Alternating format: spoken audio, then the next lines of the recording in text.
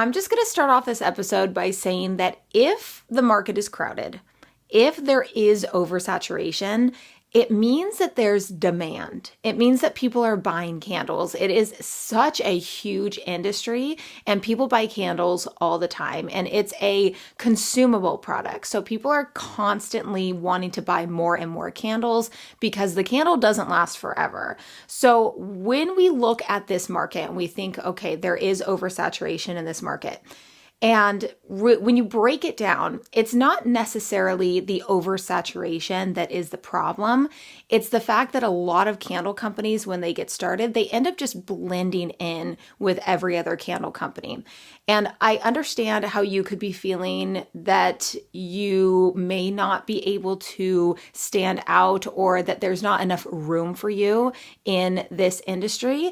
But that's not necessarily true, because there's always room for a business that is going to create a brand that is going to understand how to connect to their customer.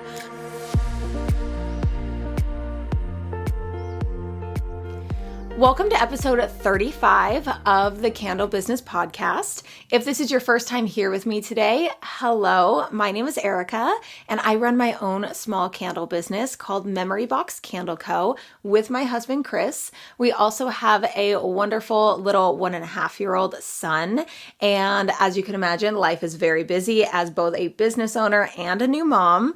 And on this podcast, I love to share everything that I have learned within the past 5 years of running my own candle business. And today's topic, I really want to dive into the topic of oversaturation and how to stand out. I know this is a big fear and something that holds a lot of you back from actually starting your candle business, and I completely understand. Now, something that I want to start off with as the first way to stand out has to do with branding. Now, this is something that I have learned a lot about over the last about 6 months or so. And it's something that I used to kind of maybe do like somewhat of an eye roll a little bit, because I just felt like every single business person that I would watch, either YouTube videos or podcasts, I would hear them constantly harping on branding and target market and niching down and all this kind of stuff. And I'm just like, okay, yeah. Like, we get so consumed as candle makers about the functionality of our candles that we're focused on, how the candle's performing, how are the wicks looking, what is the melt pool looking like, how's the hot throw. And don't get me wrong, that's very important. We want to make sure that we're selling a good performing candle. But selling a good performing candle is not enough. It's not enough to stand out.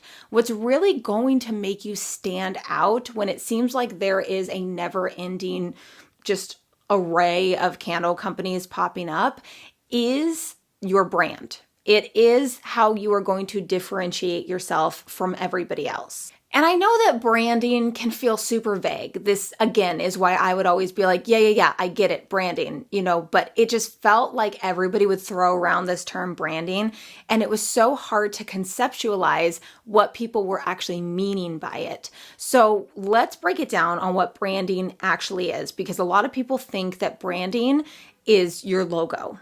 A lot of people just assume, okay, branding, like the brand's logo, that's kind of the first thing that people think about.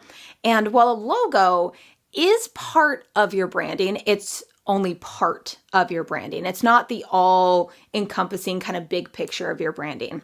So branding is essentially every single thing about your brand that has to do with the way that the customer perceives your business. So it's the way that your business makes your customers feel. It's all about selling a feeling. And that's what I've learned, is that when you are branding your business, it is no longer just about the product that you are selling. It's about the value. It's about what kind of feelings you're evoking in your ideal customer. That is what matters the most when you are trying to actually build a brand.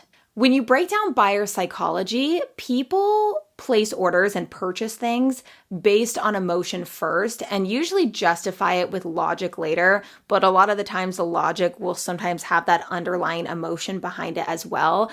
Emotions drive everything in society. We're emotional beings. We have a lot of emotion to us. So when you are looking at selling your candles, it's not just selling the candle. People aren't just buying the candle. They're buying the feelings, the emotions associated with it that you're also selling with it in order for your brand to be memorable. And that really is the difference between just a business selling candles and a candle brand. A candle brand is going to be memorable, and a candle business is there just to sell their candles.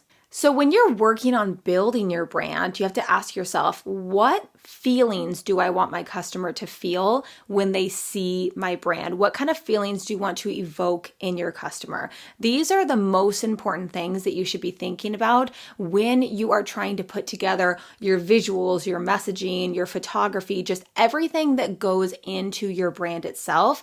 These are the things that you are trying to think about because you're wanting to evoke some kind of emotion in your end customer. Because if you think about certain brands like Starbucks or Lululemon, these are brands that have established themselves from the competition. There's tons of clothing companies, there's tons of coffee companies, but these brands have really stood out among the crowd because they know who their market is and they know how to evoke some kind of emotion in their ideal customer. And I totally get it. Branding is super overwhelming, especially if you've never done it before and you don't really know what you're trying to do and how to evoke those feelings in your customer. I completely understand. And I have heard from so many of you over the years on how much you struggle with branding and marketing and who's your ideal customer and how do you make more sales. And to be honest, the branding and marketing part of my business was always something that was hanging over my head for years, thinking, I feel like I kind of have a brand, but I wasn't able to really articulate it. And it wasn't until recently during my rebrand that I was able to fine tune everything and it just clicked for me. And now it makes so much sense on how to actually go about branding, how to look at it, and the easiest and most simple way to go through it. And that's why I'm creating my Candle Connection course, is because I know that this is foundational and I know that this is something that so many candle business owners are struggling with, whether you're just getting started or you've been in business and you're thinking about maybe doing a rebrand. It can help anybody pretty much at any stage that's looking to really simplify and understand who they're selling to, and then how to turn that, your target market, into a brand. So basically within the course, I'm going to walk you through how to find your ideal customer and then how to build a brand that they will love. And then from there, how to set up your first steps for your marketing strategy. So I'm not going to be talking about a bunch of stuff in the course. It's not just an overload of information. It's really a roadmap, a framework. This is exactly what you need to be doing and how to tailor it to your own candle business. And then once you have created your wonderful candle brand and you know the direction you're headed in and you know your ideal customers, then you can work on giving the best customer service possible. So this is number 2. So this is the second way that you can stand out, and that is by giving exceptional customer service. This is a lost art, let me tell you. Yes, there are some companies that do it really, really well. I would say that Thrive Market is one of the ones that I can think of off the top of my head that I've had really good customer service with. Also Fidelity. I had an issue with Fidelity with my account and they gave wonderful customer service. And I almost actually switched savings accounts. I have one for my son on Fidelity, and there was an issue with a check deposit, and I almost withdrew all the funds to have it switched over to another account. But because of how exceptional the customer service was, I decided to stay. And that's really just the truth. I mean, I'm sure you can think of an experience, whether good or bad, with a certain company that left you feeling, yeah, I'm never going to order from them ever again. or wow, I feel so well taken care of that I feel more loyal to them because I know that if there's ever an issue in the future, then I know that they're going to take care of me. So that is the kind of customer service that you want to provide for your candle business, because at the end of the day, whenever there's an issue and you have somebody coming to you saying, hey, my package said it was delivered, but it was never delivered, that is on you to rectify the situation. And the way that I look at this, I understand, especially when you're new, and there's all this talk out there about how everybody's trying to scam everybody. Yes, there's definitely scammers out there. But when you really look back, or when you really look at an overview of everything, the majority of people out there purchasing are not looking to scam you or trying to pull one over on you or trying to take advantage of you. I have had very, very, very, very, very teeny tiny situations over the last 5 years. And even then, I don't even know if I could think of anything where somebody was really trying to take advantage of me. So if there's ever a situation where a customer has an issue, make sure that number one, you respond as quickly as you can. I recommend having the notifications on your phone for your email, and then having a specific email for customer service that's different from your regular inbox, because I don't know if you go through this as well, but my regular memoryboxcandleco@gmail email is so flooded versus my customer service email is not as flooded. I still get a bunch of spam crap in there too, but for the most part, I'm able to see when a customer has an issue. And also make sure you check your DMs as well. I really don't like when customers will DM me with an issue, but it happens. So just make sure you look at that to make sure you catch if anybody has an issue. But you want to make sure that you're responding as quickly as you can. And you also want to look at it in the hands of, what can I do for this customer? What is something that I can do for them, even if it's a loss for you? So if somebody reaches out to you and they say, hey, my candle broke, during transit. Hey, my candle, is lost in transit, or my candle says that it was delivered, but, it's not here at my front door. So just take a moment to see what you can do for the customer. If you lose out on a candle, it is what it is, in my opinion. I feel like giving exceptional customer service is worth it for giving away a free product, because I'm all about giving away free product when it comes to marketing in general, of just getting your candles in the hands of as many people as possible. But when it comes to somebody who actually paid you money for candles, or a candle, multiple candles, we want to make sure that they get what they purchased. So in my perspective, and this is how I handle all customer service issues, is that I always look at it from the perspective of the customer. I put myself in the shoes of the customer. What would I want a company to do for me? So when there's an issue, specifically when it comes to something that you do not have control over, which of course is the post office. We have no control over what the post office does with our packages. This is why it's so important to package it well so that you minimize the chance of your candles breaking when the customer gets it. But if there is an issue, you do want to solve it. You do want to rectify it as quickly as possible, as helpful as possible, and as kind as possible. And I promise you that if you take care of your customers, then they are going to be loyal to you. They are going to know that they can trust you, they can count on you, that they feel taken care of. You want to make your customers feel like you are taking care of them, because you really, for me, I really want them to enjoy the candles. I really want them to love the experience from start to finish, from my whole website to getting the candles, the packaging. Maybe you can do some special packaging where it's basically like they're opening up a present, just having the whole experience be pleasant for them. And then for them to, on top of it, on kind of the cherry on top, is them getting to burn the candle, enjoy the candle so much that they want to keep purchasing again and again and again. Because the whole reason why we want to give exceptional customer service is not only to stand out in a crowded market, but also to keep your customers coming back again and again, to keep reordering from you.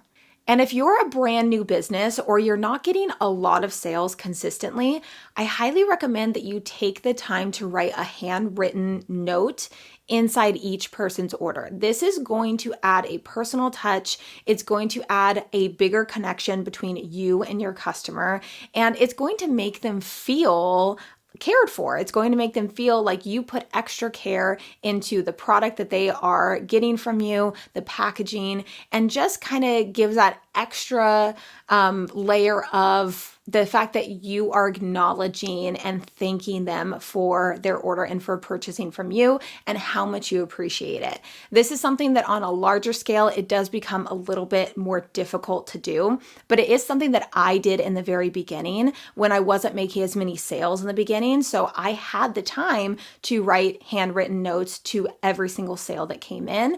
And I feel like it really made a difference with being able to connect more with that customer and really take care of the customers that you do have, because I don't know about you, but I feel like with the way that we are viewing other people on Instagram, other businesses, and we see how many likes and comments and sales that people are making, if you only make, let's say, 1 or 2 sales a month, you're thinking to yourself, wow, like how, like people are making so many more sales than I am, and I only made 1 or 2. Instead of viewing those 1 or 2 people as people that took the time to purchase from your brand, you want to make sure that you treat them like royalty, basically. You want to make sure that you really put in the effort into having great communication. So you could even reach out to them directly after they place the order. And instead of just an automated email, just say, hey, thank you so much for purchasing from me. I'm getting it packaged up right now.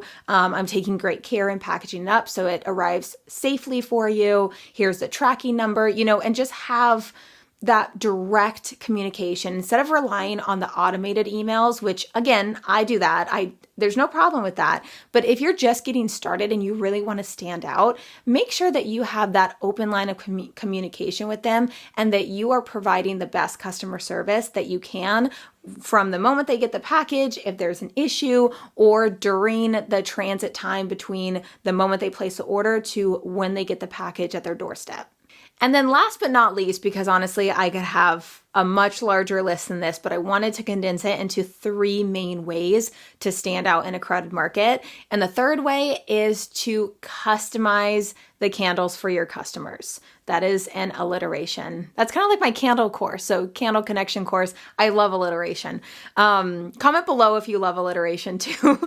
But customizing your candles, this is a fun and easy way to not only stand out, because not every candle company offers customization, but it's also a way to be able to increase the value of your candles and increase your order or your average order value, which I know we're not talking about right now, but when you do offer customization, you can charge a little bit more for, let's say, a custom label for your customer. And that is a way to also increase the price of your candles. But if we're looking at using customizing your candles as a way to stand out, it's because this is going to add an additional value piece to your candles, and it's something that they can't just get anywhere. People can't just walk into a local Bath and Body Works and get a customized candle for their mom or for their sister for her birthday that says her name on the spot. I don't even think that they could do it on the website, honestly. I feel like this is kind of more of a niche, smaller candle business service that we can provide to our customers. And it's something that is going to bring value to your customer, and it's going to make them feel really connected with you because you are providing them a very thoughtful gift that they can give to somebody else, or something that they can treasure for themselves that they feel like was made just for them. So just like how a t-shirt business will be able to customize anything for any niche, anybody, any occasion, you can do the exact same thing with candles. You can customize it to any occasion, any holiday, bridesmaids gifts, birthdays, baby showers. There are countless ways that you can customize and be able to tailor it to different markets and different niches. I know we talk about niching down, but customization almost allows you to really kind of open up to different niches because it allows you to be able to tailor one product, one singular product to so many different niches and be able to serve different people at different points in their life. Or maybe it's serving your ideal customer at different points in their life. So weddings, baby showers, graduations, there are so many different occasions that you can customize a candle for.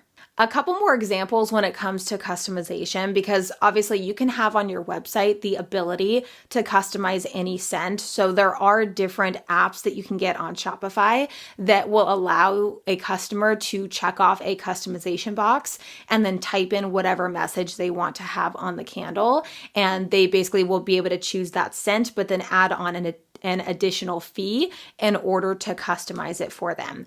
But you can also think about working with local companies, let's say realtors or service or other service-based industries or corporate companies and event planners, just where you can offer your candles, mainly maybe smaller candles because they might use it for their business information. So you can market it as an alternative to business cards. So instead of plain old business cards, you can market your small little candles as an alternative for business cards for different service-based industries.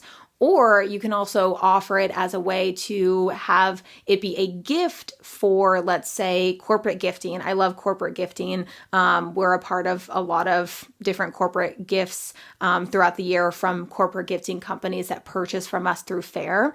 But it just allows them to be able to give their employees a special gift, a special customizable gift that's different than just a standard gift that they can get anywhere else. The options for customization is truly endless. I mean, I'm sure there's thousands, if not millions of different things that you could do because of all the themes and niches and different markets and different service-based industries and different companies that you could align yourself with to, kind of collaborate with these candles on and really give that value to your customer with something that they aren't able to get just anywhere. It's something that you can't just get that anywhere. So by offering that, you're giving them more value and in turn, you're standing out from everybody else. So as an overview for today's episode, let's go ahead and recap everything because, again, I understand that oversaturation is real. I understand the fear of it. I understand how it holds people back. And I also understand how you are able to actually stand out despite having the kind of downfall of oversaturation. But if we flip it on its head and we look at it as a positive thing, that candles are in demand, people are always buying candles, you just have to find your unique brand within that, be able to give exceptional customer service and offer something unique and of more value, like being able to customize, then you have a much, much, much, much higher probability of standing out and being successful than anybody that is just a business just trying to sell their candles. And I do have a little bit of a homework assignment for you today. It's nothing long. It's not like a math sheet or anything. I just want you to take a look at your business and ask yourself, do I have just a business or do I have a brand? Do I have a brand that is clearly defined and it is going to stand out in a crowded market? You have to take a look at this and really figure out if this is something that you feel like you are struggling with, or if you feel like this is a strength for you in your business. And if you feel like you're struggling, make sure you join the waitlist for my Candle Connection course. Again, I'll have that down in a pinned comment down below because I just know that that is going to help you out so much if this is an area that you're struggling with.